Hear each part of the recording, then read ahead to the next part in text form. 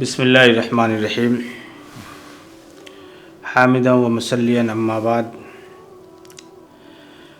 اسلام ایک آفاقی مذہب ہے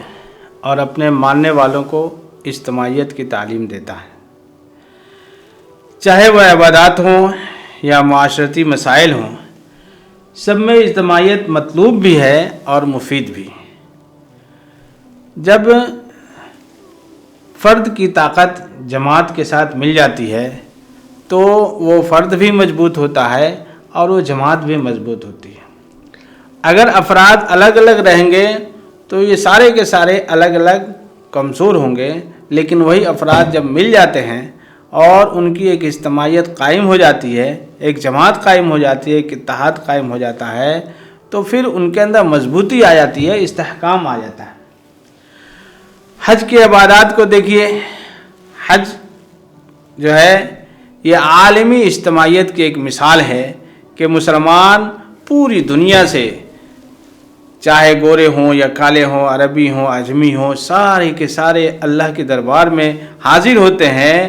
اور سب کا لباس بھی ایک ہوتا ہے، سب کی زبان بھی ایک ہوتی ہے، سارے کے سارے ایک ہی لفظ دہرا رہے ہوتے ہیں، اور سارے کے سارے ایک ہی اعمال ایک ہی وقت میں کر رہے ہوتے ہیں۔ یہ ایک اجتماعیت کی بڑی مثال ہے۔ ہماری جو 5 وقتہ نمازیں ہیں، ان 5 وقتہ نمازوں کو، فرض نمازوں کو جماعت کے ساتھ پڑھنے کی تاکید کی گئی ہے، یہ بھی اجتماعیت کی ایک بڑی مثال ہے۔ جمعے کی نماز ہم اجتماعیت کے ساتھ، جماعت کے ساتھ پڑھتے ہیں، یہ بھی اجتماعیت کی ایک مثال ہے، اور اسلام جو ہے اسی کی تعلیم دیتا ہے کہ ہمیشہ مجتمع رہو، تفرد اختیار نہ کرو۔ اللہ تعالیٰ نے فرمایا وَاعْتَصِمُوا بِحَبْلِ اللَّهِ جَمِيعًا وَلَا تَفَرَّقُوا، کہ اللہ کی رسی کو مضبوطی سے پکڑ لو اور فرقہ بندی نہ کرو۔ اللہ تبارک و تعالیٰ نے ہمیں جو دین دیا ہے اور جس کو لے کر کے رسول کریم صلی اللہ علیہ وسلم اس دنیا میں تشریف لائے، جب آپ جس معاشرے میں تشریف لائے، عرب کا وہ حال تھا کہ سارے لوگ ایک دوسرے کے جان کے دشمن تھے۔ ذرا سی بات پر لڑائیاں شروع ہوتی تو برسہ برس لڑائیاں چلتی رہتی تھیں،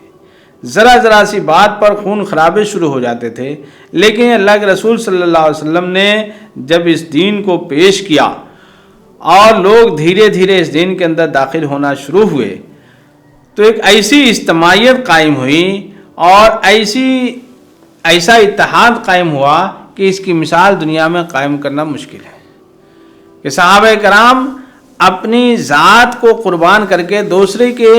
مفاد کو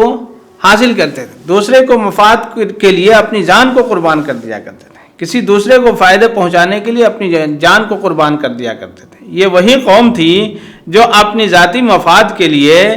ذرا سے فائدے کے لیے دوسرے کی جان کی کوئی اہمیت نہیں رکھتی تھی، دوسرے کی جان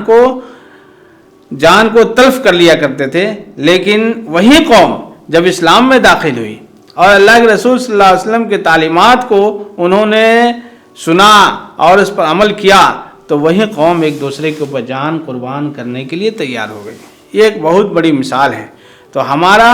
یہ دین جو ہے اتحاد اور اجتماعیت کی تعلیم دیتا ہے۔ آج کے دور میں جو مسلمان ہر جگہ پریشان حال ہیں اور طرح کی پریشانی میں مبتلا ہیں، اور اتنی بڑی اجتماعیت ہونے کے باوجود بالکل بکھرے ہوئے کہ جو چاہتا ہے ان کو مارتا ہے، ان کو ذلیل کرتا ہے، ان کو رسوا کرتا ہے۔ اس کی وجہ یہ ہے کہ ہمارے اندر اجتماعیت ختم ہو گئی، ہمارا اتحاد جو ہے پارا ہو گیا، ہمارا شرازہ بکھر گیا۔ اور دشمن بھی یہی سمجھتا ہے، جو دوسری قومیں ہیں وہ یہی سمجھتی ہیں کہ اب ان کے اندر کچھ نہیں باقی رہا، ان کا اتحاد ختم ہو گیا، یہ ایک دوسرے کی جان کے پیچھے پڑے ہوئے ہیں، ایک دوسرے کی جان کی حفاظت کرنے والے نہیں ہیں۔ اس لیے جو چاہتا ہے، جس طرح سے چاہتا ہے، اسلام اور مسلمانوں کو رسوا کرنے کی کوششیں کرتا رہتا ہے۔ آج ضرورت اس بات کی ہے کہ ہم اپنے ذاتی مفاد کو چھوڑ کر کے، اپنے عائلی مسائل کو چھوڑ کر کے ملی مسائل کے اوپر اتفاق اور اتحاد قائم کریں، اور جو ہمارے درمیان فرقہ بندیاں پیدا ہو گئے ہیں، مسلکی اختلافات ہیں، ان تمام اختلافات کو باقی رکھتے ہوئے ملی مسائل کے اندر جو ہمارے دینی مسائل ہیں، جو ہمارا ہمارے اسلامی مسائل ہیں اور جن کے اوپر ہماری بقا کی ضمانت ہے، اس کے اوپر ہمیں اتحاد کرنا چاہیے اور ایک دوسرے کی تکفیر نہیں کرنا چاہیے، ایک دوسرے کے خلاف ہتھ کنڈے استعمال نہیں کرنا چاہیے، بلکہ اسلام کی جو تعلیمات ہیں اور ہمارے سامنے تو نمونہ موجود ہے، صحابہ کرام کی پوری زندگی ہمارے سامنے موجود ہے کہ اتنے اختلافات، شدید اختلافات ہونے کے باوجود جب انہوں نے اسلام کا دامن تھاما تو اپنی ساری دشمنیاں بھول گئے، سب کچھ انہوں نے ختم کر دیا اور باہم شیر و شکر ہو گئے کہ ایک بھائی دوسرے بھائی کے لیے جس طریقے سے اپنا خونی بھائی